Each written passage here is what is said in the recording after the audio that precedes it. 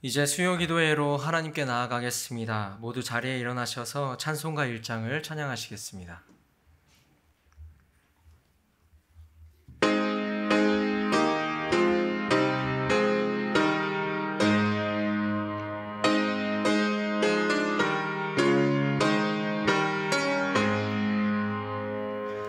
만국의 근원 하나님, 온 백성 찬송 드리고, 저 천사여 찬송하세. 찬송 성부 성자 성령.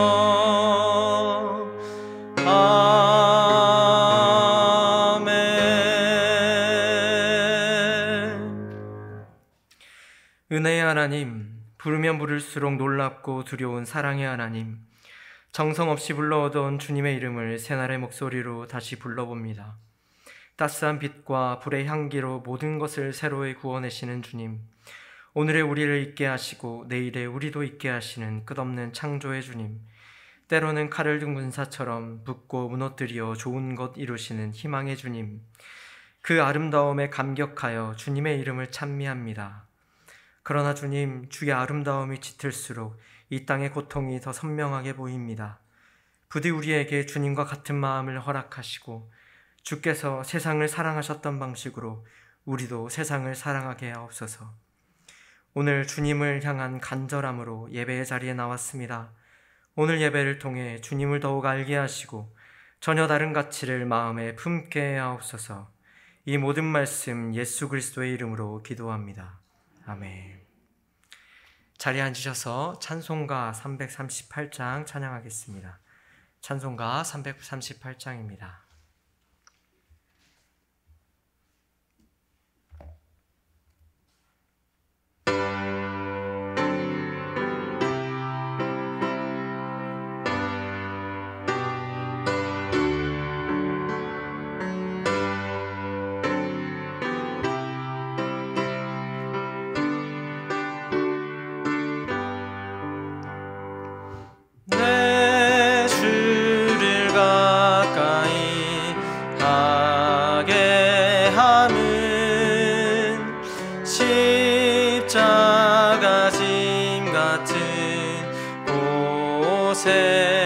고생이나 내 일생 소원은 늘 찬송하면서 주께 더 나아가기 원합니다. 내 고생하는 것 야곱이 돌베개 베고자 갔습니다. 꿈에도 소원이 늘 찬송하면서 주께 더 나아가기 원합니다. 천성에 가는 길 험하여도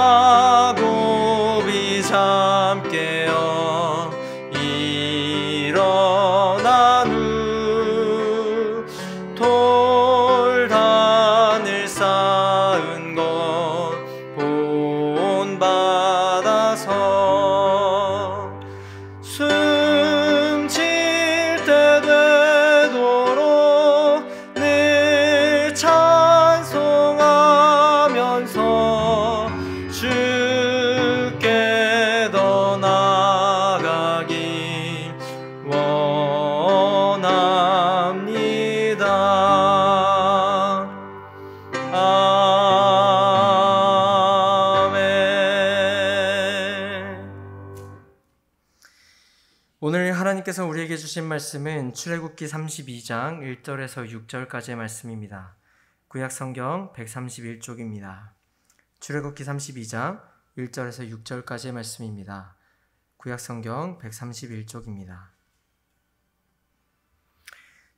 저와 여러분이 한 절씩 교독하겠습니다. 제가 먼저 1절을 읽겠습니다. 백성이 모세가 산에서 내려옴이 더딤을 보고 모여 백성이 아론에게 이르러 말하되 일어나라, 우리를 위하여 우리를 인도할 신을 만들라. 이 모세 곧 우리를 애굽 땅에서 인도하여 낸 사람은 어찌 되었는지 알지 못함이니라.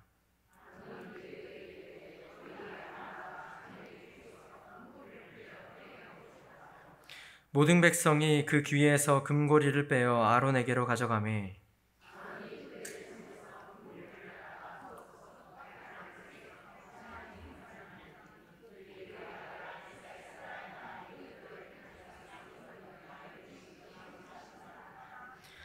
아론이 보고 그 앞에 제단을 쌓고 이에 아론이 공포하여 이르되 내일은 여호와의 절일이니라 하니.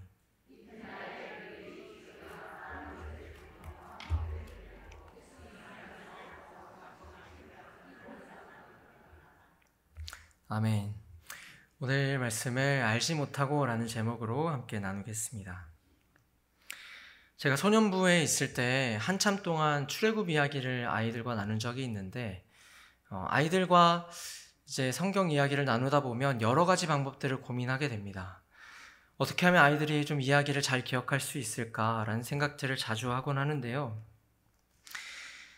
그 방법의 일환으로 출애굽 이야기를 나누면서 그 애니메이션 한 편을 보았습니다. 여러분들 중에서 이제 보신 분들도 꽤 있을 텐데 이집트 왕자라는 애니메이션입니다. 꽤 잘 만들어져 있거든요. 안 보신 분들은 한번 보시는 걸 추천합니다. 이 러닝타임이 1시간이 훌쩍 넘기 때문에 두 번에 나눠서 이제 이 이야기를 살펴보았습니다. 단순히 이 이야기를 볼 뿐만 아니라 이야기가 조금 극적이고 좀 흥미롭게 만들기 위해서 여러 가지 이제 각색이 들어갔거든요. 그래서 성경과 어떻게 다른지 다른 부분들을 짚어가면서 이야기를 나누었습니다. 근데 다른 부분들은 조금 더 이제 저희가 성경을 읽을 때도 상상의 영역이 필요하듯이 좀 그 정도의 각색은 괜찮다 싶은 부분들이 꽤 있었습니다. 그런데 제가 그냥 넘어갈 수 없는 부분이 있었는데 바로 이제 마지막 장면이었습니다.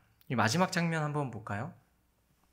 우리가 이게 유튜브의 저작권 때문에 영상을 보지 못하고 이게 마지막 장면, 시내 산에서 내려오는 그 모세의 모습을 보여주는 겁니다. 두 손에는 두 돌판이 있죠. 이건 뒷모습인데 이스라엘 밑에 있는 이스라엘 백성들을 이제 바라보고 있는 장면입니다. 이 장면을 보고 어떤 게 느껴지시나요? 조금은 웅장하고 뭔가 이제 해피엔딩인 것 같은 느낌이 들지 않으신가요? 근데 사실은 모세가 시내산에서 내려와서 목도해야 했던 그 장면은 그렇게 낭만적이지 않았습니다. 그 아래에서는 이제 난리가 났었는데요. 단순히 해피엔딩이거나 우리가 지금 애니메이션에서 봤던 것처럼 웅장하고 어떤 빛이 휘황찬란하게 나는 그런 장면이 아니었어요. 웃을 수 있는 그런 장면이 아니었습니다.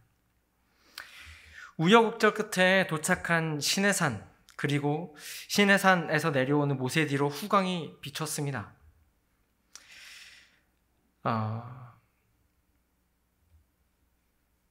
그런데 이제 아직 모세가 이제 꼭대기에 있을 때 하나님과 이제 시간을 보내는 중에 일어난 일이거든요. 그렇게 시간을 보내고 있을 때 하나님이 모세에게 이렇게 얘기합니다. 밑에서 지금 난리가 났으니 내가 저들을 바로 쓸어버리겠다. 이렇게 말씀하세요.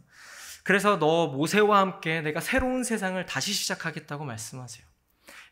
노아 이야기가 좀 떠오르기도 하죠. 그런데 이 모세가 가만히 있지 않고 하나님을 놀랍게도 설득합니다. 그렇게 설득하고 내려오게 돼요. 그래서 산에 올랐을 때 여호수아와 함께 올랐는데 여호수아가 모세에게 얘기합니다. 밑에서 이제 시끌벅적한 소리가 들리니까 지금 저들이 싸우는 것 같습니다 라고 얘기를 해요. 근데 모세가 저건 싸우는 소리가 아니라 노랫소리다 이렇게 얘기를 해요. 어떻게 노랫소리가 싸우는 소리처럼 들릴 수 있을까 싶긴 하지만 그만큼 난장판이었다는 생각이 들게 하죠. 애니메이션의 결과와 같지 않았습니다. 시내산 밑은 정말이지 난장판이 되어 있었습니다. 오늘은 그 이야기를 한번 해볼까 합니다. 오늘 우리가 읽은 본문은 많은 사람들이 성경을 차례대로 읽기 시작하면서 첫 번째로 위기에 봉착하는 본문에 포함되어 있습니다. 출애굽기 20장부터는 하나님의 규례들이 선포되기 시작하거든요. 그 전에는 그래도 이야기와 내러티브가 이제 줄을 이루는데, 여기서부터는 우리가 좀 지루해하는 그 율법들이 나열이 돼요. 어디까지 나열이 되냐면, 사람들이 많이들 흔히들 레위기만 얘기하는데 출애굽기 20장부터 규례가 시작이 됩니다. 그리고 40장 거의 절반 이상을 할애해서 얘기를 하고, 레위기를 지나서 민수기 10장까지 이런 이야기들이 줄을 이루게 돼요. 그 과정에서 중간에 툭 튀어나오는 이야기가 바로 출애굽기 32장의 금송아지 이야기입니다. 백성들은 모세의 부재를 참지 못했습니다. 그래서 그들은 모입니다. 아론 앞으로 모이게 됩니다. 그들이 성경에서 보면 그들이 자발적으로 뭔가를 모이게 되면 뭔가 작당 모의를 보통은 하거든요. 뭔가 불안한 마음이 저는 드는데요. 그런 이제 일들이 몇 군데 있습니다. 백성들이 아니나 들을까 모여서 작당 모의를 합니다. 그래서 모세의 자리 비움을 문제 삼습니다. 하나님은 대부분의 일을 모세를 통해서 했는데요. 어느 순간부터는 이 이스라엘 백성들이 모세와 하나님을 조금 혼동하기도 했던 것 같아요. 우리 1절 말씀을 같이 한번 읽어보겠습니다. 백성이 모세가 산에서 내려옴이 더딤을 보고 모여 백성에게 일어나라, 우리를 위하여 우리를 인도할 신을 만들라. 이 모세 곧 우리를 애굽 땅에서 인도하여 낸 사람은 어찌 되었는지 알지 못함이라. 하나님께서는 분명히 밝힌 바 있었습니다. 십계명의 서론에서 하나님을 이렇게 밝히셨는데요. 우리 출애굽기 20장 20절 말씀을 같이 한번 읽어보겠습니다. 나는 너를 애굽 땅 종되었던 집에서 인도하여 낸 내 하나님 여호와니라. 그러니까 이스라엘 백성들을 인도하여 낸 존재는 모세가 아니라 하나님이라고 분명히 명토박아 말씀하셨습니다. 십계명 초반에 말이죠. 그런데 그들은 어느 순간부터 모세와 하나님을 조금 혼동했던 것 같기도 해요. 그래서 아론에게 이렇게 요구합니다. 우리를 위하여 우리를 인도할 신을 만들라. 모세를 대체할 존재를 만들라는 거예요. 그러니까 하나님을 대체할 존재가 아니라 모세를 대체할 존재를 만들라는 겁니다. 그들이 십계명을 잘 이해하지 못하는 것이 좀 답답한 이유는 다른 계명들과 다르게 이 십계명은 이스라엘 백성들이 유일하게 하나님께 직접 내려받았던 계명입니다. 다른 부분들은 하나님이 모세를 통해서 말씀하셨는데 이 십계명을 이스라엘 백성들을 들을 때 좀 두려워했죠. 두려워해서 모세에게 이렇게 요청합니다. 이제는 하나님이 직접 말씀하시게 마시고 당신을 통해서만 말씀해 주세요. 이렇게 요청해요. 근데 십계명은 이들이 직접 들었던 말씀입니다. 그런데 이 십계명의 서론에 정확하게 기록되어 있는 이 말씀을 정면으로 어기고 있습니다. 이 하나님에 대한 이 묘사를 어길 뿐만 아니라 십계명의 첫째 되는 계명과 둘째 되는 계명을 정면으로 반박하고 있죠. 다른 형상을 세우고자 하는 거예요. 그리고 이 혼돈은 이 황금 송아지가 나오자 진정이 됩니다. 그들은 이렇게 말합니다. 4절 우리 같이 한번 읽어보겠습니다. 송아지 형상을 만드니 그들이 말하되 이스라엘아 이는 너희를 애굽 땅에서 인도하여 낸 너희의 신이로다. 여기에서 이제 신이라고 얘기하면 좀 이질적이지만 단어는 우리가 하나님이라고 번역하는 단어와 똑같습니다. 그러면 다시 한번 얘기를 하면 이스라엘아 이는 너희를 애굽 땅에서 인도하여 낸 너희의 하나님이로다. 우리가 이를 지금 황금송아지 형상이라는 사실을 알아서 그렇지 황금송아지 형상을 빼고 나면 아무것도 이상할 게 없습니다. 이들은 하나님과 약속했던 하나님에 대한 수식어, 하나님이 이들과 같이 만들어 가셨던 그 출애굽의 이야기를 기억하고 우리를 출애굽시키신 하나님이다 라고 얘기하고 있어요. 그리고 이 하나님께서 강조하신 이야기가 또 이 묘사에 이 수식어에 그대로 담겨 있는 거죠. 아론 또한 그들의 행동에 동조하면서 클라이막스를 찍고 있습니다. 우리 5절을 같이 한번 읽어보겠습니다. 아론이 보고 그 앞에 제단을 쌓고 이에 아론이 공포하여 이르되 내일은 여호와의 절일이니라. 그리고 이들이 이후에 보여주는 행동은 이전에 하나님과 언약식을 거행하는데 그 언약식에 했던 행동을 그대로 하고 있는 모습을 보게 됩니다. 우리 6절 말씀을 같이 한번 읽어보겠습니다. 이튿날에 일찍 일어나 번제를 드리며 화목제를 드리고 앉아 먹고 마시며 일어나서 뛰놀더라. 이 언약식이 굉장히 중요하거든요. 이 언약식 때 했던 행동을 제가 비슷한 행동을 간추려서 와봤습니다. 우리 같이 한번 읽어보겠습니다. 이른 아침에 일어나 먹고 마셨더라. 행동이 똑같죠? 더 추가적으로 말하면 이제 5절에서 아론이 제단을 쌓는 행위가 있는데 이 제단을 쌓는 행위는 언약식을 치를 때 모세가 제단을 쌓거든요. 근데 그 모습과 완전히 상응하죠.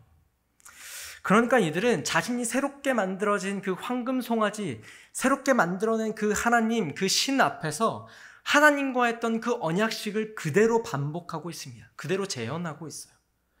이 언약식이 굉장히 중요하거든요. 비로소 하게 된 이스라엘 백성, 이 공동체와의 언약이에요. 그 전까지는 하나님이 개인적으로 아브라함을 통해서, 이삭을 통해서, 야곱을 통해서 개인적으로 언약을 맺었는데 이제는 드디어 나라와 민족과 공동체와 함께 언약식을 거행하신 거예요. 이 언약식은 성경 전체를 이끌어간다고 해도 과언이 아닐 정도로 굉장히 중요한 장면입니다. 그런데 그 언약식을 황금 송아지를 앞에 놓고 그대로 재현하고 흉내내고 있습니다. 단순히 황금 송아지가 문제일까요? 이들이 지금 하나님과의 언약식을 흉내내고 있다는 데 문제가 있어요. 어떻게 흉내낼 수 있었을까요? 하나님이 누군지 전혀 알지 못하고 언약식을 거행하고 있는 거예요. 출애굽이 어떤 의미인지, 하나님이 꿈꾸신 세상이 어떤 세상인지 전혀 이해하지 못하는 이스라엘 백성들이 엿보입니다. 이스라엘 백성들은 사실 시작부터 불평을 막 늘어놓았습니다. 그런데 우리가 이스라엘 백성들이 쉽게 불평해서 여러분 불평하지 마십시오라는 메시지를 많이 품곤 하지만 사실은 이스라엘 백성들이 하는 그 불평에는 좀 이해되는 측면이 있어요. 예를 들면 이스라엘 백성들이 노예 생활을 하고 있을 때 하도 그 노역이 고통스러우니까 하나님께 부르짖습니다. 그리고 하나님의 그 부르짖음에 대한 그 응답이 모세의 부르심이죠. 근데 모세가 이스라엘 백성들에게 나타나서 하나님이 너희를, 여호와라는 신이 너희를 구원하길 원하신다, 출애굽하길 원하신다 라고 말하고 나서 왕을 찾아가죠. 그 이집트 왕을 찾아가서 이스라엘 백성들을 빼내달라고 요청합니다. 이집트 왕이 너무 완고해서 그들을 빼낼 생각을 안 하고 그들의 노역을, 이 사람들이 노역이 조금 이렇게 설렁설렁하니까 딴 생각을 하나 보다 라고 생각했는지 이들의 노역을 더 강화시켜요.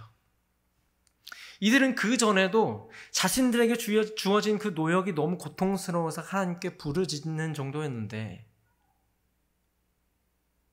이들에게 더 큰 노역이 주어집니다. 그 전에는 그래도 제공되었던 편의시설이, 편의 물품이 이제는 제공되지 않는 지경에 이르러요. 이것이 모세 때문이라는 사실을 알게 되자 사람들이 불평을 늘어놓습니다. 지금에야 뭐 이직을 하면 되지만 그때 당시에는 뭐 이직을 할 수 있나요? 천직이죠. 노예예요. 이들의 불평이 이해가 되지 않으신가요? 저는 너무너무 이해가 돼요. 이들이 광야에 가서 맞닥뜨려야 했던 그 상황은 참 녹록치 않았습니다. 이들이 불평을 했던 목록들을 제가 한번 쭉 적어와 봤습니다. 한번 들어보십시오. 더 심해진 애굽의 압제, 애굽 군대의 추격, 물이 써서 먹을 수 없음, 굶주림, 물이 없음, 고기를 먹고 싶어서, 가나안 사람들의 강력함에 눌려서 물이 없어서. 다 생존에 직결되는 문제들이에요. 이해가 되지 않으신가요? 저는 이들의 불평이 너무나도 이해가 돼요. 제가 이들의 광야 생활을 조금 이제 체험해 봤다고 싶은 경험은 군대 시절 얘기밖에 없습니다. 죄송합니다. 여러분, 제가 군대 얘기를 웬만하면 안 하려고 하는데 여기 계신 분들이 대부분 여성분들이신데 공감하실지 모르겠네요. 제가 도시 생활만 하다가 이제 훈련소에 입소를 했는데 참 너무 괴로웠던 게, 제가 입소한 그 날짜가 10월 1일이었습니다. 10월 달 날씨를 기억하시나요? 일교차가 어마어마합니다. 거의 15도는 기본이고요. 심할 때는 18도 막 이렇게 나요. 13도, 15도, 18도, 일교차가. 그래서 아침마다 저는 고민합니다. 옷을 어떻게 입어야 될까? 군복만 입는데 무슨 옷을 고민하냐. 내복을 줍니다. 그 사람들도 추운 걸 알았는지. 내복을 입을지 말지를 고민하는 거예요. 내복을 입으면 낮에 정말 죽습니다. 쪄 죽어요. 근데 내복을 입지 않으면 아침 저녁으로 벌벌 떨면서 추위에 떨어요. 그런데 훈련소라는 것이 혼자서 가고 싶다고 화장실을 가고 그럴 수 있는 곳이 아니거든요. 화장실 갈 때도 3명을 모아서 가야 돼요. 모두가, 이게 진짜 눈치가 정말 보이거든요. 화장실 여러 번 가는 친구가 있고 한 번 가는 친구가 있는데 자유가 이렇게 박탈이 됩니다. 생활관에 쉽게 들어갈 수 있을까요? 저는 그때 하필이면 그때 이제 생활관 공사를 하고 있어서 컨테이너 박스에서 살았습니다. 그러니까 이게 자유가 없는 거예요. 마음대로 들어가서 옷을 갈아입을 수도 없어요. 그러니까 아침에 결정한 그 옷이 저녁까지 가는 겁니다. 제가 어떤 결정을 했을까요? 군대라는 게 사람을 참 멍청하게 만들어요. 내복을 입었어요. 낮에 너무 더웠어요. 그럼 다음날 내복을 벗어요. 아침 저녁으로 추웠어요. 다음날 또 내복을 입어요. 그럼 어떻게 될까요? 지독한 감기에 걸려요. 감기 모살로 정말 고생했습니다. 그런데 막 야영까지 해요. 그러다 군대를 제가 좀 늦게 갔는데 같이 군대 간 친구들과 5-6살이 차이가 났어요. 그래서 지금은 사실은 별로 차이가 안 나고 너무너무 젊은 나이지만 늙어서 막 삐댄다 이런 얘기를 듣고 싶지 않아서 더 열심히 훈련에 참여했습니다. 그렇게 아픈데도 훈련소는 또 이렇게 아프다는 말을 쉽게 할 수 있는 분위기가 못 됩니다. 근데 말을 할 수 있어야 되는데 아프다는 말을 못하고 끝까지 훈련에 참여하다가 결국 쓰러졌습니다. 픽하고 쓰러진 건 아니고요. 거의 탈진 증세 비슷하게 나온 거예요. 그래서 의무실에 가서 겨우 이제 회복을 하고 나온 경험이 있는데, 저는 그 경험들을 떠올리게 되면 참 이스라엘 백성들이 쉽지 않았겠다는 생각은 들어요. 광야에 뭔가 좋은 게 있을까요? 광야에 왔는데 물이 없어요? 먹을 게 없어요? 잠자리는 또 어떻고요? 제가 하나님과 인격적인 관계를 시작하면서부터 알게 된 사실이 하나 있습니다. 하나님 앞에서 불평을 해도 된다는 사실이었어요. 성경을 봐도 수많은 믿음의 선진들이 하나님 앞에 불평을 늘어놔요. 불만을 토로해요. 심지어 하나님을 설득하기까지 합니다. 그런데 유독 성경은 이스라엘 백성들의 불평을 부정적으로 묘사합니다. 왜 그럴까요? 성경은 믿음의 선진들의 불평을 그렇게 부정적으로 묘사하지 않아요. 그런데 이스라엘의 불평만은 유독 부정적으로 묘사합니다. 왜 그럴까요? 이들은 진짜 하나님을 등지고 불평을 하기 때문이에요. 믿음의 선진들은 이 상황을 어떻게든 이해하고자, 이 상황을 어떻게든 버티고자, 이 상황을 어떻게든 하나님의 뜻 가운데 살고자 애를 쓰면서 하나님께 불평을 드러나요. 하나님과 다른 이야기를 해요. 그런데 이스라엘 백성들 진짜 하나님을 등지고 불평을 늘어놓습니다. 그리고 이들이 제일 자주 하는 말이 뭔가요? 애굽으로 돌아가자. 애굽으로 돌아가자. 연인 사이에서 아무리 화가 나도 꼭 하지 말아야 될 말이 그냥 우리 헤어지자라는 말이에요. 이스라엘과 하나님과의 관계에서 금기어가 있다면 애굽으로 돌아가자입니다. 애굽으로 돌아가자. 그런데 이들은 자꾸만 애굽을 그리워하면서 얘기해요. 애굽에는 그래도 물이 있었는데, 애굽에서는 그래도 고기를 먹을 수 있었는데, 애굽에서는 그래도 잠자리가 있었는데 우리를 애굽에서 죽게 놔두지. 여기 왜 데리고 나와서 우리를 이 고생을 시키나. 이런 얘기를 자꾸 늘어놓습니다. 이들의 불평은 정말이지 파괴적입니다. 그들은 하나님을 아는데 전혀 관심이 없는 자들입니다. 그 절정이 바로 오늘 본문입니다. 그들은 하나님을 전혀 알지 못하고 아는데 관심 없이 하나님과의 언약식을 반복하고 하나님의 이야기를 생기 없이 기억할 뿐입니다. 그들이 이집트에서 나올 때 정말 대단했습니다. 홍해가 갈라지고요.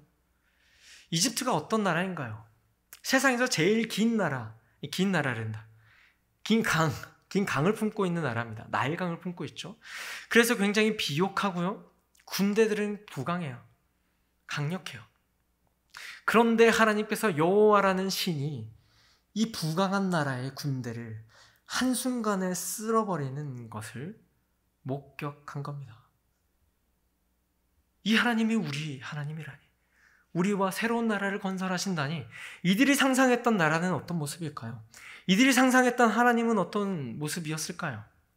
적어도 이집트보다 훨씬 넓고 부강한 나라였겠죠. 아마도 그들이 만들어낸 금송아지 형상은 그냥 우연이 아닐 겁니다. 이집트뿐만 아니라 그 고대 근동의 많은 나라들은요, 자신이 섬기는 신의 크기와 신의 강력함과 이 신전의 크기가 비례한다고 믿었어요. 실제로 이집트에 있는 카르낙 신전이라는 곳은요, 폭이 800m입니다. 길이가 1.5km예요. 어마어마한 크기죠. 이스라엘 백성들은 그런 신전들을 보면서 자랐습니다. 그리고 그런 크기의 신전들이 곳곳에 있어요. 그리고 이집트에서 이제 섬기는 신 중에 프타라는 신이 있는데요. 이 신은 창조의 신, 우주의 신처럼 여겨집니다. 그런데 이 신의 형상이 금송아지, 송아지 형상을 하고 있어요. 근데 이집트 사람들이 금송아지를 만든 이유는 자신들이 상상했던 신의 모습과 이 여호와라는 신의 모습이 일치하지 않았기 때문입니다. 그리고 자기의 욕망과 자기의 상상을 투영해서 만든 신이 금송아지 형상인 거죠. 그래서 그들이 그 앞에서 언약식을 할 수 있었던 거예요. 그들이 상상했던 신의 모습과 일치하는 신이었기 때문입니다. 이 황금송아지 사건의 출애굽기 맥락을 한 번 더 살펴보겠습니다. 출애굽기 24장부터 40장까지는 성막에 관련된 이 이야기가 펼쳐지거든요. 그 중간에 금송아지 이야기가 들어와요. 그러니까 이 성막에 관련된 이야기가 이 금송아지에 관련된 이야기를 감싸고 있는 거죠. 하나님이 모세와 함께 그 시내산 위에 있으면서 성막을 어떻게 만들어야 될지를 막 설명하셨어요. 세세하게 설명하십니다. 그때 밑에서 그 난장판이 난 거예요. 그래서 모세가 하나님을 겨우 설득하고 밑으로 내려와서 이 일을 수습한 다음에 하나님께 한 요청이 주의 영광을 보이소서입니다. 그 말은 성막 만들기를 다시 시작해 달라는 요청입니다. 그렇게 성막 만드는 작업이 다시 시작됩니다.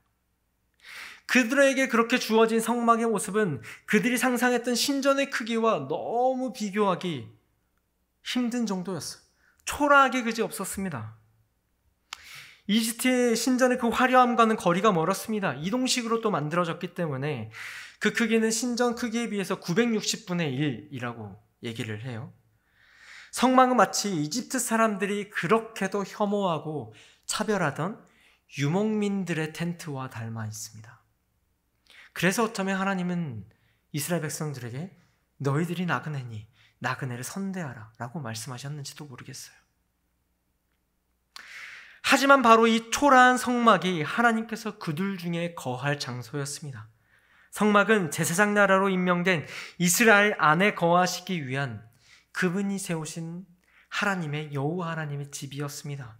그분의 통치를 위한 거점이었습니다. 하나님의 지휘본부였습니다. 그렇게 별 볼 일 없는 성막의 모습은 초라하기 그지없던 히브리 백성들의 모습과 조금 닮아 있습니다. 하지만 성막의 모습은 분명한 메시지가 있습니다. 진정한 힘은, 진정한 능력은 신전의 크기나 화려함에서 나오지 않는다는 사실입니다. 그 초라한 성막은 하나님께서 그들과 동행한다는 눈에 보이는 증거입니다. 그들은 그렇게 자신이 상상하는 신의 모습이 아닌 스스로 계신 하나님을 알아야 했습니다. 그들이 꿈꾸는 세상과 하나님의 꿈꾸는 세상이 얼마나 다른지 알아야 했습니다. 하나님을 누구보다 잘 알았던 사도 바울도 이 향락과 소비의 중심지였던 그 고린도에서 보잘것없음과 비천함을 노래했습니다. 우리 고린도전서 1장 27절에서 29절 말씀을 같이 한번 읽어보겠습니다. 그러나 하나님께서 세상의 미련한 것들을 택하사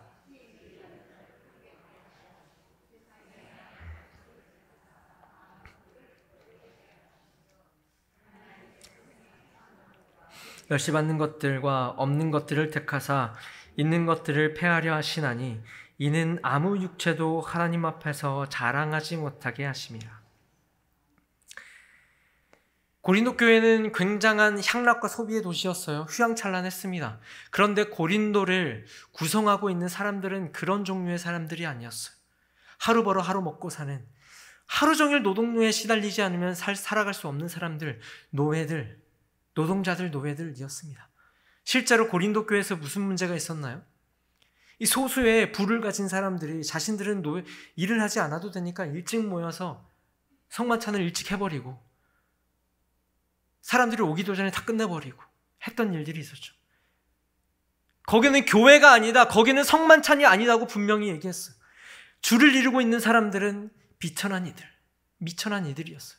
그러니까 고린도 교회에서 이 미천함은 그들이 밀려나야 하는 징표가 아니라 그들이 선택받았다는 징표였습니다. 도무지 생각해낼 수 없는 이 화려한 고린도에서 바울은 미천함을, 보잘것없음을 노래했습니다. 그 보잘것없음의 가치를 들고 바울은 교회를 세웠습니다. 이스라엘 백성들이 하나님께 직접 들었던 십계명을 그렇게 쉽게 범할 수 있었던 이유가 무엇이었나요? 송아지를 앞에 두고 출애굽 이야기를 기억하고 하나님과 잊을 수 없는 그 언약식을 그대로 재현할 수 있었던 이유가 무엇이었나요? 하나님께서 어떤 분인지 그들이 제대로 알지 못했기 때문입니다. 아무리 화려하고 아무리 경건해도 아무리 체계적으로 계획된 예배라고 해도 하나님을 알지 못하고 드리는 예배는 아무짝에도 쓸모없다는 사실을 오늘 성경은 우리에게 말해줍니다. 그들이 우상숭배를 했다고 말할 수 있는 이유는 단순히 눈에 보이는 황금 송아지를 만들어서가 아닙니다. 여호와 하나님을 알지 못하고 재현놀이에 불과한 예배를 드렸기 때문입니다. 우리의 삶의 모양은 하나님을 제대로 아는 것에 좌우됩니다. 하나님은 우리 인간을, 우리 사람들을 이 피조세계에 하나님의 형상과 하나님의 성품을 반영하는 존재로 지으셨습니다. 성서학자 그레고리 비일은 이렇게 말합니다. 궁극적인 안전을 위해 당신의 마음이 매달리고 의지하는 것이 무엇인지 바로 그것이 당신의 하나님이다. 이 말은 단순히 우리가 의지하는 게 우상숭배예요, 우리가 더 좋아하는 게 우상숭배예요 라는 말이 아닙니다. 이 말은 우리의 욕망을 투영해서 우리가 만들어낸 그 하나님, 내 욕망과 내 삶을 대변해줄 그 하나님을, 내 삶을 정당화하기 위해 내가 만들어낸 그 하나님을 숭배하는 것, 그 하나님을 생각하며 예배하는 것이 우상숭배라는 거예요. 그리고 비일은 우리가 숭배하는 그것을 우리는 삶으로 반영하고 닮아간다고 말합니다. 신학자 제임스 패커는 하나님을 아는 지식이라는 명저에서 두 가지를 밝힙니다. 첫째, 우리는 하나님을 많이 알지 못하면서도 하나님에 대해서는 많은 것을 알 수 있다. 두 번째, 우리는 하나님을 많이 알지 못하면서도 경건에 대해 많은 것을 알 수 있다. 다시 말하면 우리가 하나님을 많이 알지 못하면서도 경건해 보일 수 있다는 거예요. 그리고 심지어 우리가 하나님을 많이 알지 못하면서도, 잘 알지 못하면서도 하나님에 대해서 얘기할 수 있다는 거예요. 바울은 종교적인 도시였던 그 아테네죠. 그 아덴에서 알지 못하는 신에게 라는 새겨진 한 재단을 발견합니다. 헬라 사람들은 많은 신들을 섬기긴 했지만 자신들이 혹시나 빼먹은 신이 있어서 그 신이 자기에게 해코지를 할까봐 알지 못하는 신이라는 제단까지 만들어서 알지 못하는 신에게까지 예배를 하고자 했습니다. 그래서 그 제단을 발견하고 바울이 그 아덴 사람들에게 알지 못하는 신, 너희가 그 알지 못하는 신, 그 참신이 어떤 분인지 내가 얘기해 주겠다 하고는 예수 그리스도를 증언합니다. 오늘 본문에 이스라엘 백성들과 아덴 사람들은 꼭 닮아 있습니다. 그들은 하나님의 인도하심과 임재를 실컷 경험하고도 하나님을 마치 알지 못하는 신처럼 되어 있습니다. 그리고 알지 못하고 드리는 예배는 재연놀이에 불과합니다. 말씀을 마치고자 합니다. 사랑하는 성도 여러분, 우리가 드리는 예배의 힘은 우리가 하나님의 이야기를 기억한다는 것의 의미는 하나님을 제대로 아는 것에 있습니다. 이것은 자동적으로 생기지 않습니다. 따라서 우리는 늘 하나님을 알기에 힘써야 합니다. 주님을 등지는 게 아니라 주님을 알기 위해 불평하십시오. 주님의 마음과 같아지기 위해 낮은 곳을 선택하십시오. 우리의 눈길을 끄는 있어 보이는 가치보다 보잘것없음의 가치를 선택하십시오. 우리의 안전과 유익보다 하나님의 뜻과 영광을 바라며 주님을 알아가시는 모든 성도님들 되시길 주님의 이름으로 축원합니다. 이 시간 같이 기도하겠습니다. 오늘 본문성 메시지를 잠잠히 묵상하며 기도하겠습니다. 우리가 주님을 알지 못하고 드리는 예배는 재연놀이에 불과하다는 사실을 알게 되었습니다. 내가 아는 하나님은 성경에서 말하는 하나님과 맞을까요? 내가 아는 하나님을 어떤 면에서는 의심해야 됩니다.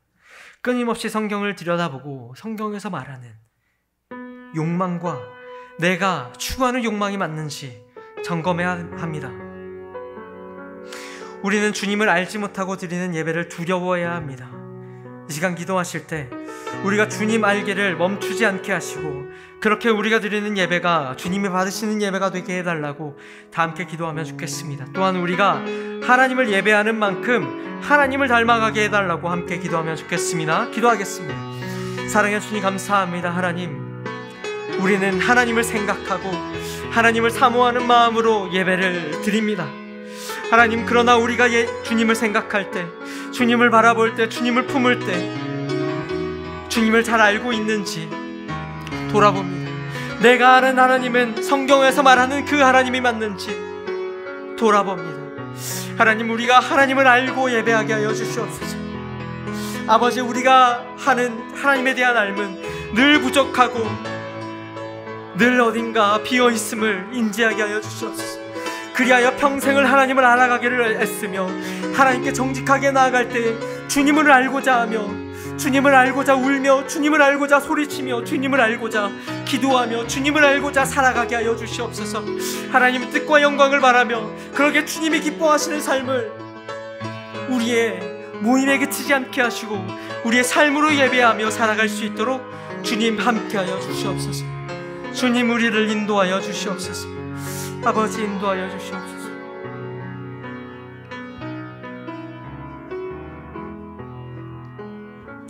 이 시간 한 가지만 더 놓고 기도하겠습니다. 이 시간 우리의 마음을 주님 앞에 토로하시고요, 내 마음에 있는 어려움들, 고통들, 내가 주님 뜻대로 살기 위해 선택했지만 너무 괴로워서 포기하고 싶은 그 수많은 마음들, 그리고 내 주위에 어려움에 처해 있는 이들, 내가 할 수 있는 게 많이 없어서 주님 앞에 엎드리는 것밖에 할 수 없는 모든 마음들 주님 앞에 내어놓으며 내 삶을 주님께 드리며 정직하게 나아가며 주님께 기도하며 나아가면 좋겠습니다. 기도하겠습니다. 사랑해 주님 감사합니다. 주님, 우리를 돌보아 주시옵소서.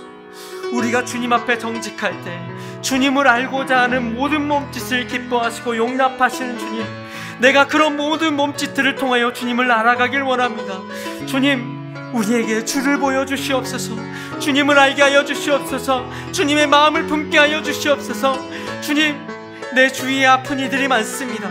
아버지, 그들을 돌보아 주셔서 아버지, 그들에게 내가 작은 예수가 되게 하여 주시고 주님이 보내신 사도가 되게 하여 주시고, 그리하여 나를 통하여 하나님의 뜻이, 하나님의 형상이 반영될 수 있도록 주님 함께하여 주시옵소서. 아버지 인도하여 주시옵소서.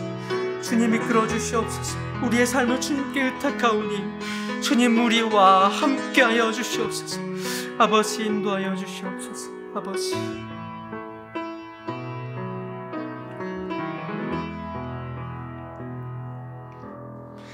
사랑의 하나님, 우리는 주님을 알지 못합니다. 그러나 주님을 언제나 알길 원합니다. 재연놀이가 아닌 주님을 더욱 알기에 힘쓰는 진정한 예배자가 되게 하옵소서. 특별히 있어 보이는 힘과 크기에 주님은 계시지 않음을 깨닫게 하옵소서. 그보다 보잘것없음의 가치를 알고 그곳에 계신 하나님을 끊임없이 만나게 하옵소서.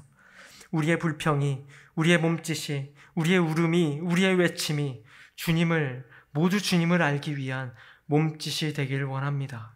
이 모든 말씀 예수님의 이름으로 기도합니다. 아멘. 네, 광고 말씀 드리겠습니다. 지금 모집 광고가 좀 있는데요. 영유아 2부에서 교사를 모집하고 있습니다. 그리고 젊은 부부에서 봉사자를 모집하고 있는데요.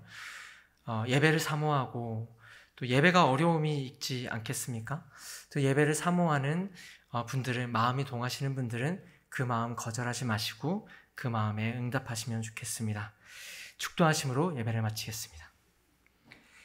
이제는 우리 주 예수 그리스도의 은혜와 하나님의 사랑과 성령의 교통하심이 주님을 알지 못하고 드리는 예배를 두려워하고 주님을 알기에 힘쓰는 진정한 예배자가 되길 원하는 오늘 주 앞에 엎드린 모든 성도들 머리 위에 지금부터 영원히 함께 하시기를 간절히 축원하옵나이다.